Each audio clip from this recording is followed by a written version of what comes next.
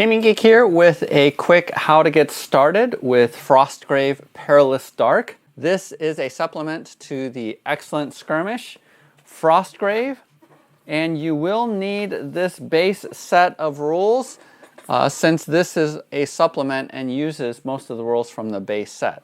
Now, if you have never played Frostgrave before, go ahead and check out these excellent how to play tutorials from Watch It Played, one of my favorite how to play video channels. And so go ahead and take a look at that if you want to know how the basic rule set works. Now, a lot of the rules and player aids are available for free online. Go ahead and click below and you can see some of the links to the tools that I use. So make sure you check that out if you don't know how to play Frostgrave yet, since I won't be touching on any of the base rules. So what is unique about Perilous Dark is that it is redesigning the game in order for you to be able to play it solo. So that's one of the things that I really have been looking forward to, and a number of people have come up with house rules so that you can play solo. You can also play with a partner so that it's fully cooperative, but for the most part I'm going to be looking forward to playing this campaign solo. And there is a campaign where each scenario in this book teaches a new aspect about the rule changes when you are playing solo. And that's something that I really like about this.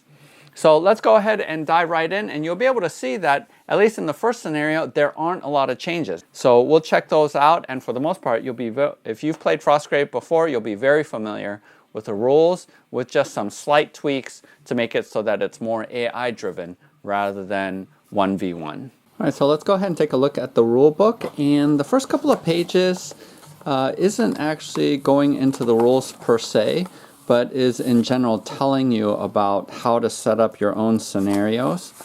And so I'm going to skip through sort of the basic principles behind how to set up your own scenarios, but it just talks a little bit about how it's different from regular Frostgrave. And so you guys can take a look at that on your own, but here on page 13 is sort of the very first change, and that is the phases have changed to where now you have the wizard phase and then the creature phase 1, where any creatures that have at least fight +5 or health 20 get to go right after the wizard phase. And then you have the apprentice phase, and then creature phase 2, which is where all other creatures are activated, and then finally your soldier phase. So the creature phases are now inserted within the normal phases that we had before. The other thing to note is that creatures also have a +2 to will.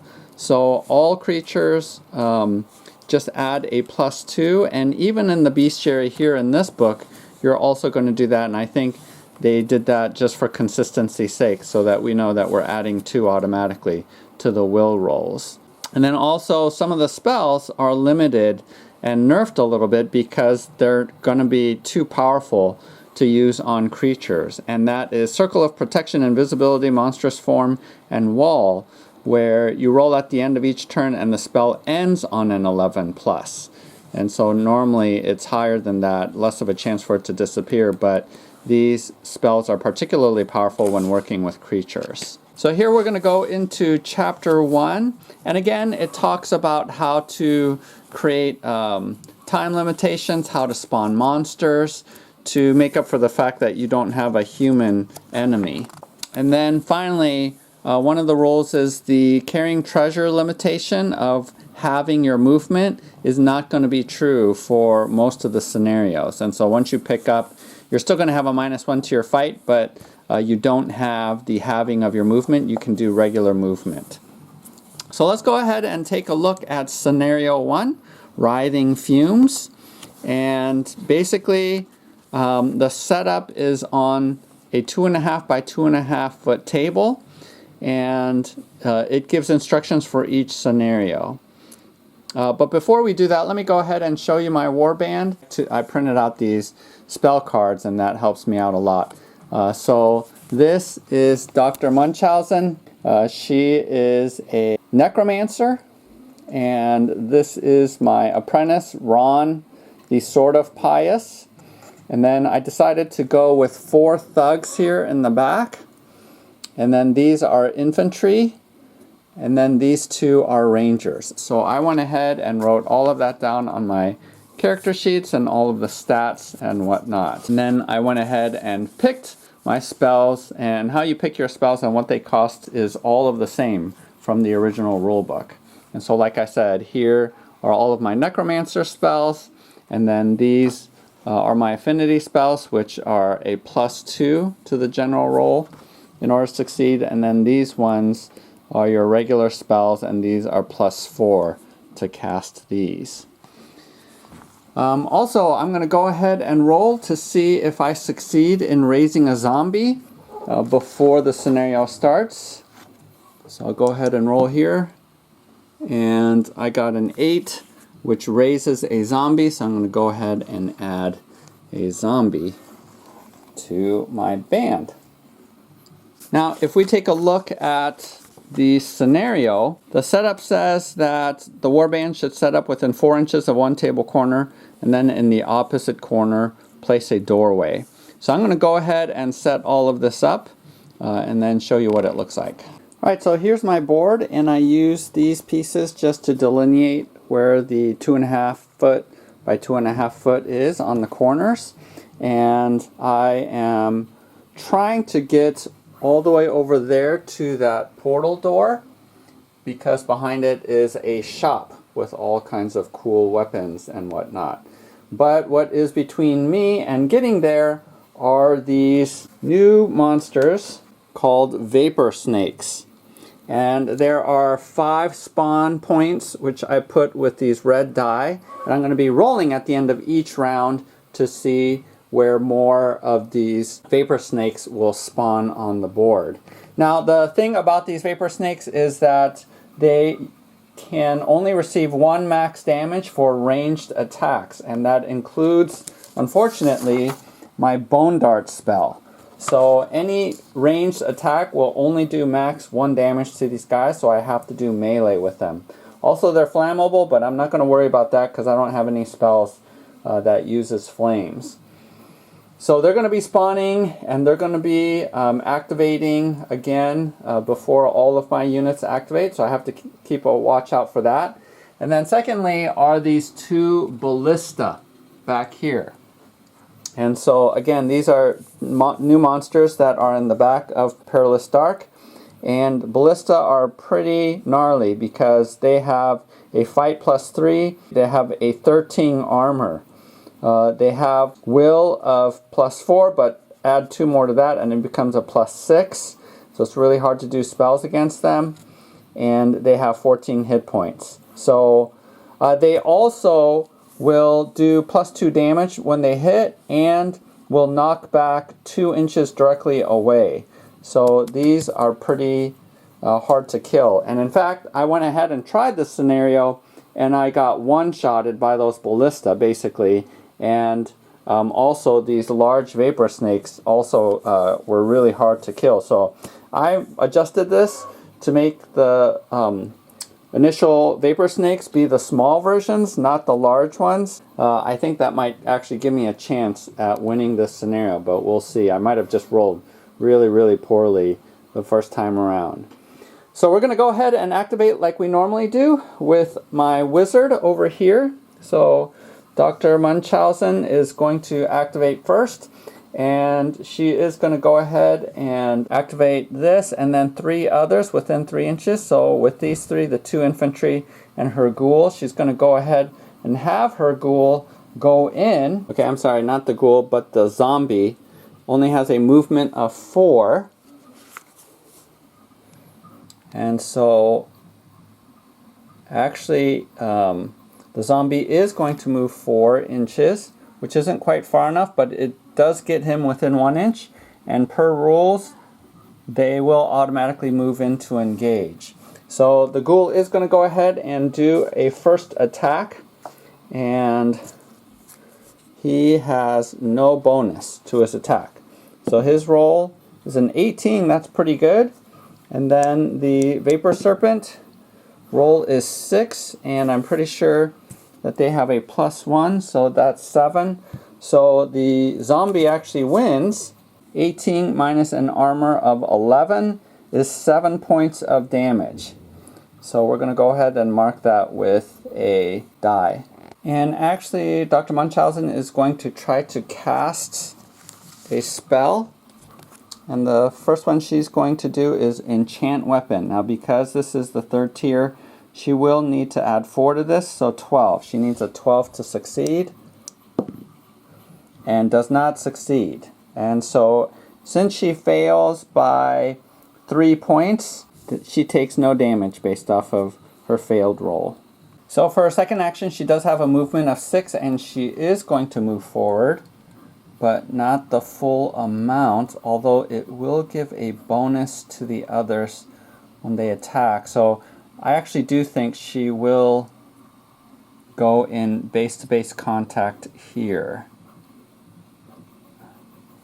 just to give the bonus for her infantry. This infantry will come in and go base to base, and she now gets a +2 for each friendly, which is +4, and I think her base bonus as infantry is a +3. So that will be a +7 to this roll. So green is her, and red is the Vapor Snake. So she has 18, and he has a 6. So 18 does win, and infantry do have a 2-handed weapon, which is +2 damage. So that makes it 20, and then 20 minus the armor of 10, or 11 actually. Armor 11 is 9, so definitely kills this snake. I might have done the math wrong and thought the armor was 10 before. But the snake is killed, the Vapor Snake is killed, and her turn is over. And then finally she's going to go ahead and activate the other infantry who is within 3 inches. And he's going to move, let's see, 6. He's going to basically stay close by and be a shield for her. So that is my wizard's turn. So now we go to creature phase 1, and none of the creatures have fight +5 or health 20, so we do go ahead and go to the apprentice phase. So my apprentice here is going to activate, and pretty much these guys I know are going to come forward because they are within line of sight. In this adjusted game with Perilous Dark, it isn't limited by 10 inches. So as long as they have line of sight from anywhere on the board, they start moving towards whoever they see.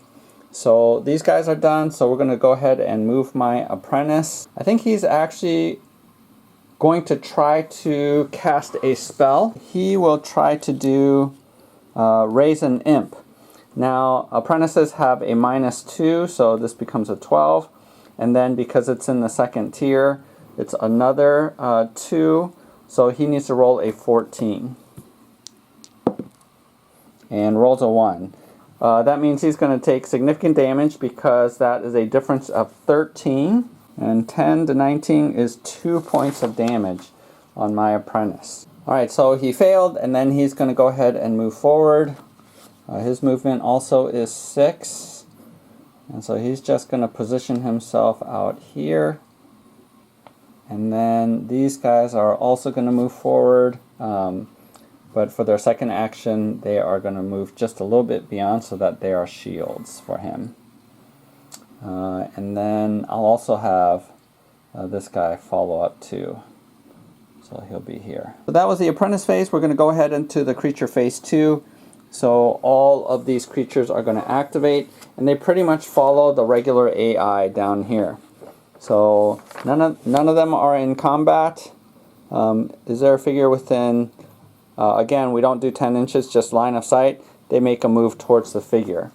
And these Vapor Snakes have a movement of 6. And so let's see. This guy is going to go first. And so he's actually going to be able to get within base to base here if he uses all of his actions to move, but he won't be able to attack. And then this guy, same thing, he's going to move towards the closest, which won't get him as far since he does 9 inches. Actually, he will get within base to base. 9 inches is enough to go here. And so those are the only two I think who has line of sight. I don't think any of these other enemies have line of sight. And so we're going to go ahead and roll for random movement for these other guys, because it does say if none of these above are true, they do a random movement.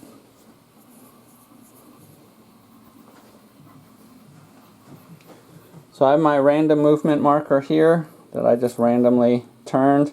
And then so with this guy first, I rolled a 4. So he's going to move directly this way. His movement is 6. So it's going to cost him, he's going to go around, and he's going to end up here. He's still not within line of sight of anyone, so he stops. We're going to go ahead and roll for that Vapor Serpent over there. I got a 2, and so 2 moves him diagonally that direction. And he's going to go until he bumps up against the door and stops there. And the ballista actually do not do random movement. They stay where they are. So now it is my regular soldier's turn, who didn't activate yet. So it's just these 2 archers and 1 thug. And so they're going to just move up. They're not going to be able to engage or fight. So they have a total movement of 9. So that's 6. And then 3 more, so they can get all the way out to here. And then these archers are just going to move up. You know what? I might go ahead and try to shoot. So I'll pull him back here, although there's a lot of figures in between. So they're going to get a bonus. Plus I might hit my own guy since they're in melee. So never mind, I'm just going to move them up. So in this scenario, it tells us not to roll from random encounters when picking up a treasure, but instead, at the end of each turn, roll on this Writhing Fumes encounter table to place the creatures. So we're going to go ahead and roll. Got a 19, which is not good, because we get a large vapor snake and a small vapor snake at location 4. So this guy who's a champion, I'm going to say, is a large. This regular one is a small. I'm going to place them in location 4, which is over here. So getting to the portal is going to be that much harder. So beginning of the second round, I'm going to go ahead and activate Dr. Munchausen. She's going to roll again and try to enchant a weapon. So she will need a +4 to this, which is a 12. She got a 20, which is great. She is going to enchant the weapon of this infantry and give him a +1 to his fight. So I'm going to go ahead and just put a blue dot next to him just to remind me that that's the case. Actually, she's going to go ahead and just move her 6 inches over here and stay behind cover. I will go ahead and move this infantry here. She's going to do an attack. It's a +2 with her natural +3, so she gets a +5 to this roll. So she's going to get 20, but the snake will also have 20, so they're going to do damage to each other. So the snake has armor of 11, and so it's going to get 9 points of damage and only has 1 hit point left. She also has 11, so also is going to have 9 hit points taken off. So she also has only 1 hit point left. So they basically whacked each other. He's going to go ahead and try to finish him off. And so also he gets a +2 and then a +5. And gets a 20 versus his 6. And so is going to kill him. Oh, also he had a +1, so it should have been a +6. He also has a movement still. So he's going to move forward 6. This guy is still going to activate. And he is actually going to go up here. in order to block that guy, because he sees him and he's going to start coming forward. So Dr. Munchausen is finished. We'll go to the apprentice's turn, and let's see if we can take care of this guy here. I will first try to cast a spell. Again, I'm going to try Imp. So this is a +4 because he's at a -2. Apprentices are -2 at casting. And then second tier is another 2. So he needs a 14. Doesn't make it. Only fails by 2, so no damage this time. He is just going to move forward and surround just to provide a bonus. He will also move here to do an attack. He's going to get a +2. These are normal thugs, so they have a +2 to attack, which means he gets +2 and then 2 for each of these. So that's going to be a +6. 6 is 24 to 16. 24 minus the 11 is going to be more than enough to kill him. Wow, my crew is doing way better this time.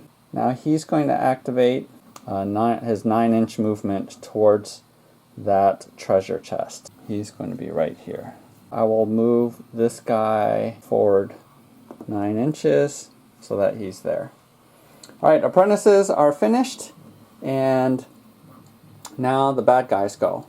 So he does have line of sight to him, so he's going to move first to 6 inches. That's not going to be enough to get there, but he will move again to engage and won't get an attack off. So that was that guy.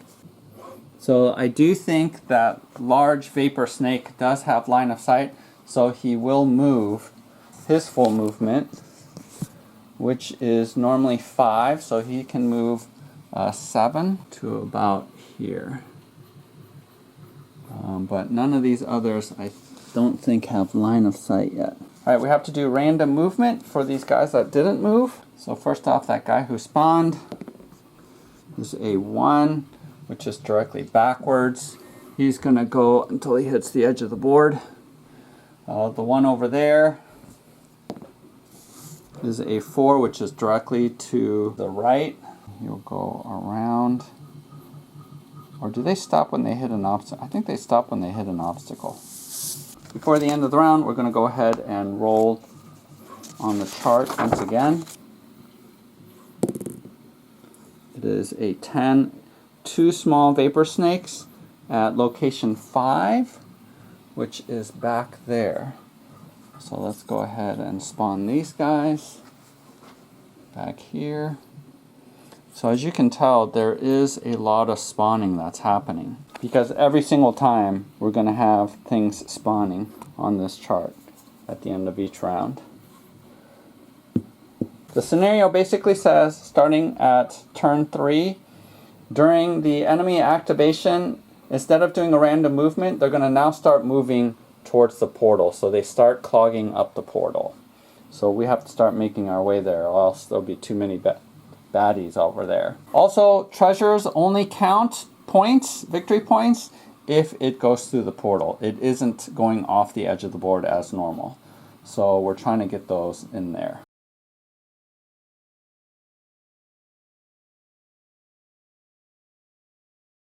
Okay, so hopefully those were enough rounds for you to get a general sense and idea about how the game plays and some of the adjustments that were made in the turn order and the AI for the monsters.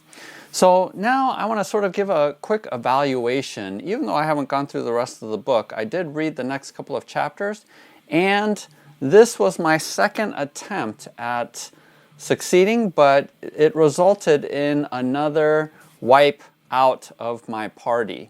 And that is primarily because I think the monsters are overpowered. So one of the things that says to me is that the solo version of this game is going to be very hard to balance well, because there's so many uncontrolled variables.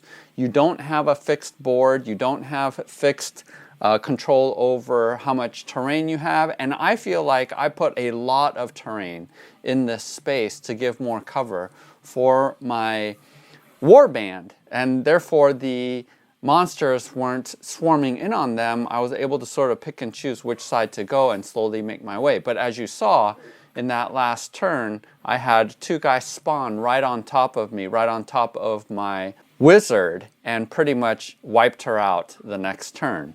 So I think the problem with this game is going to be finding the right balance. And when I did read the next scenario, the constant spawning that's happening does seem like it is against you as the player in being really able to win these scenarios. So that makes me really nervous about this game, because from my perspective, the intro scenario typically should be relatively easy.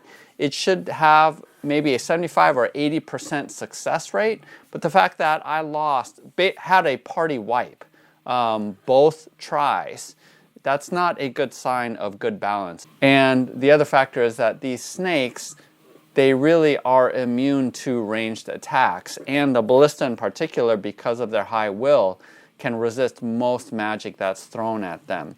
So that to me sort of says that this is going to be very hard to balance well. When I was thinking about it, the other issue is that there are a lot of other games that I feel like got the balance more right, that I could play solo. So even more recently, I've been playing Barnacle Bay, and I could manage 4 players pretty easily, even 3 if I wanted to, all at the same time. Another game that I would play solo would be Kingdom Death Monster. So it feels like there are other alternatives that I would more readily play because more of the variables are controlled, whereas here with Frostgrave, I feel like there's too many variables to account for, and so in the design of the scenarios, it seems like it's hard to get right according to what you got. And the other issue too is the best strategy that I could think of is just to teleport or get a person to the gate and open it up and just go through and make it a race where you tie up some of the enemies